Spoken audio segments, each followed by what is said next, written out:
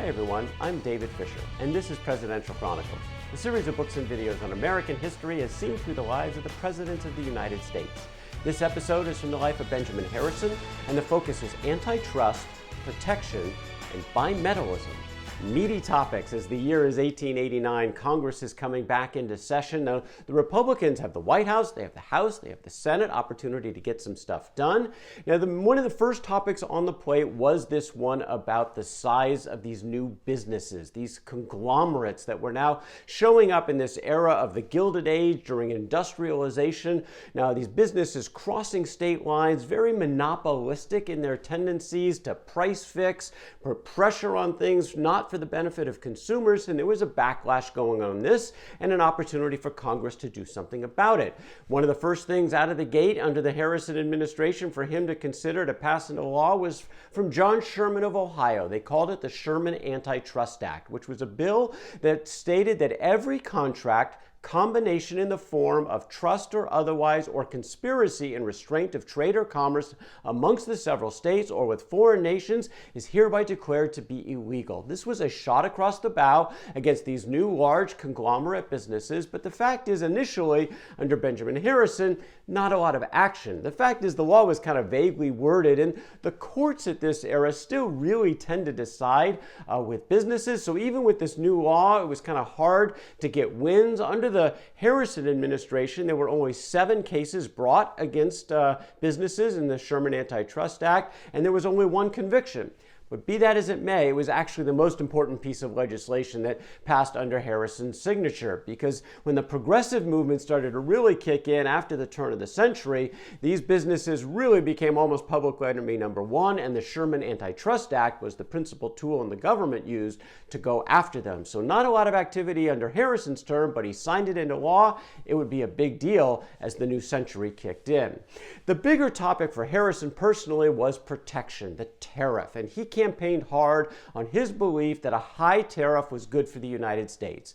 And now he's the president, he had a partner in crime over there in the House of Representatives in the form of William McKinley. McKinley was the chair of that Ways and Means Committee in the House of Representatives. He was very much in favor of protection, and this was going up against the concerns of the past couple administrations. Chester Arthur, Grover Cleveland, they wanted to bring the tariff down because they saw all this unproductive cash sitting in the Treasury vaults where the United States had been running surpluses of $100 million or so over the last few years. They didn't need this more money pouring in via the tariff, but that was not the point as far as Harrison and the protectionists were concerned. This was more than about getting money to run the government. This was about helping the American people. This was about workers. This was about jobs. This was about wages. If the United States would pass high protective tariffs that would keep other countries from bringing their finished goods into the United States, this would be good for domestic production, domestic sales. This is good for the United States, the United States worker. The problem was it was more complicated than this, and this had been a regional issue in the United States really since almost the beginning of the Republic. It depends on where you sat in the food chain of the economy. If you were a finished good manufacturer, yes, you wanted a high tariff. But if you were a raw goods supplier, you actually wanted a low tariff, so you could sell your goods overseas without those other countries putting retaliatory tariffs in place because of the high tariffs you're setting in your country. So this was a complicated issue that crossed party lines, but not in the case of Benjamin Harrison, because he was foursquare in favor of high tariffs. Well, McKinley did get through a tariff that passed. It was the highest tariffs in American history, jumping from an average of about 38% to 49.5%. And Harrison was happy to sign it. But there was also another piece to this, because James Blaine, the Secretary of State, who had been pro-high tariff for a long time, actually brought his foreign policy hat into the mix. And he said, you know what? Let's have those high tariffs, but let's make an exception. Let's give the president the authority to negotiate reciprocity deals with those countries that are willing to go free trade bilaterally with us and for us. Then that would be the exception. Let's get that into the mix, and Congress passed that. So the Harrison administration actually used this pretty aggressively, as they were able to sign a number of these reciprocity agreements, but still had the high tariff for all those countries that did not. There would be a big impact based on this legislation being passed passed, not exactly what the administration thought or wanted. We'll get to that in just a moment. And the other economic area was the currency, and this was equally contentious and also crossed party lines, very much a sectional kind of debate. All of the presidents prior to Harrison in the post-Civil War era were for hard currency, sound money, basically an economy backed in gold. The reason for this was that gold was the stable currency around the world. A dollar in gold in the United States, anywhere in the United States, equaled a dollar in gold anywhere else. That was not the truth with other metals like silver, and there was a big push from certain parts of the country for silver. Now, Benjamin Harrison was in favor of using silver as one of the metals in the economy. And he said, though, with very specific caveat, any safe legislation upon this subject must secure the equality of the two coins in their commercial uses. This was the problem. Harrison believed in silver at the strict ratio of 16 ounces to 1. 16 ounces of silver equals 1 ounce of gold. But that's not only not practical, it was not what the silver folks even wanted. The people who were promoting silver, again, principally in the South and the West, wanted more silver because it was unstable, because it was inflationary. The more silver that was mined in the West, the more silver that got into the economy, actually the lower its value. Why was this good for these groups of folks? These were debtors. These were people who borrowed money. So they could borrow in gold, pay back in a depreciated silver, and they would actually get a discount on their debt. Now, this was not what Harrison had in mind. He wanted to use silver, but he wanted it to be in that strict ratio. But that, again, was not going to be practical. So how is this all going to come together? There was one other element in this mix, and that was an area that even Harrison thought was going too far. This was called the free coinage of silver, which was part of the potential movement here. And in this case, anybody could bring any silver they wanted to a U.S. mint, and the mint would have to turn it into a silver coin for a small fee. This would even create more supply of silver into the market, and that would bring values down. So where did Harrison stand? Well, Harrison was for more silver. If it could be done with a strict ratio to gold, he was not in favor of free coinage. Where did Congress come in?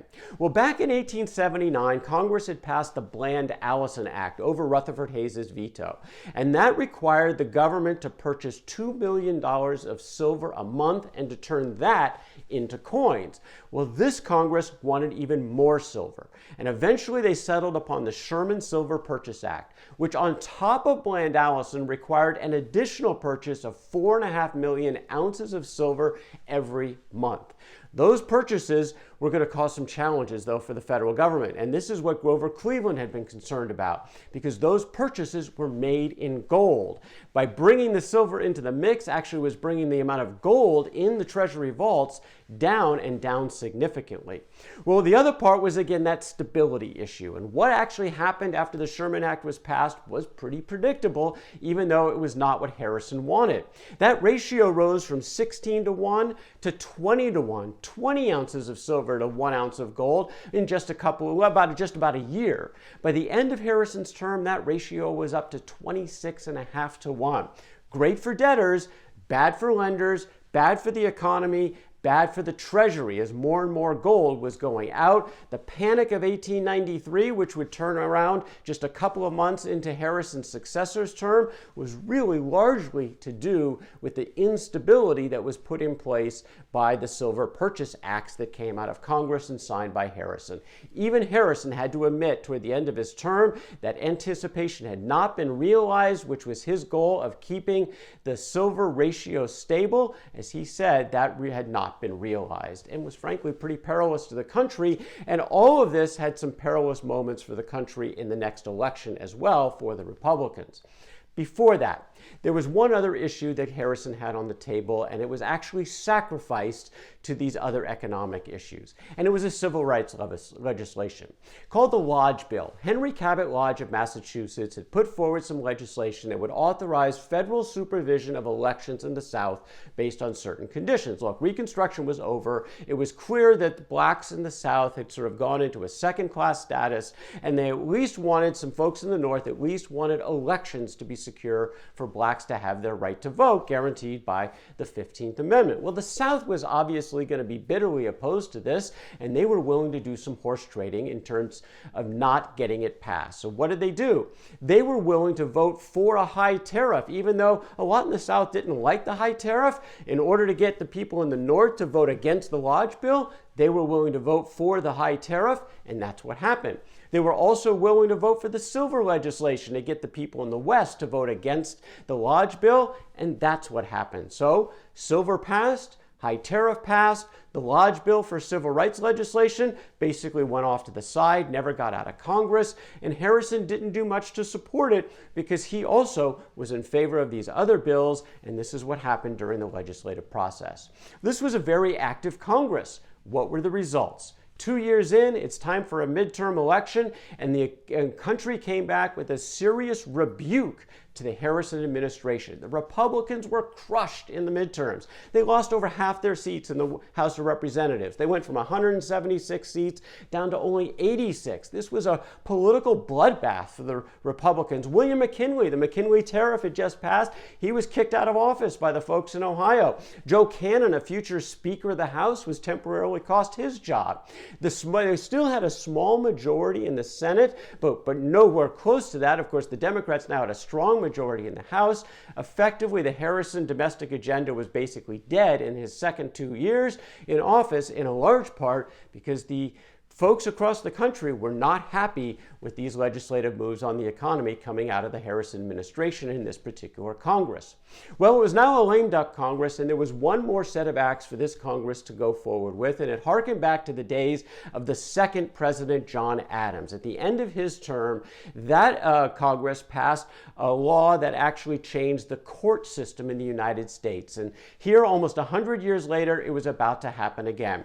The Evarts Act, named for William Evarts of New York, was passed in large part because the Supreme Court simply could no longer keep pace with all the work. They needed more judges, and what they decided to do was add a new layer. The U.S. Circuit Court of Appeals was established here in the middle of the Harrison administration, and it actually did help by bringing down the caseload of the Supreme Court, made them more productive. It gave Benjamin Harrison the opportunity to name a whole bunch of new federal judges. There were 9 new courts. Each of them had 2 circuit judges and a district judge. Harrison was able to appoint 42 judges, more than anybody else in a 4-year term prior to him in the history of the presidency. He also got 4 judges on the Supreme Court. That's a lot of influence for the former lawyer who had been happy to get $2.50 a day as a court crier when he was getting started out as a lawyer. Now he was having the greatest influence on the federal court system in any president in a long, long time by getting a chance to name all these judges. Well, he's got 2 years in the books.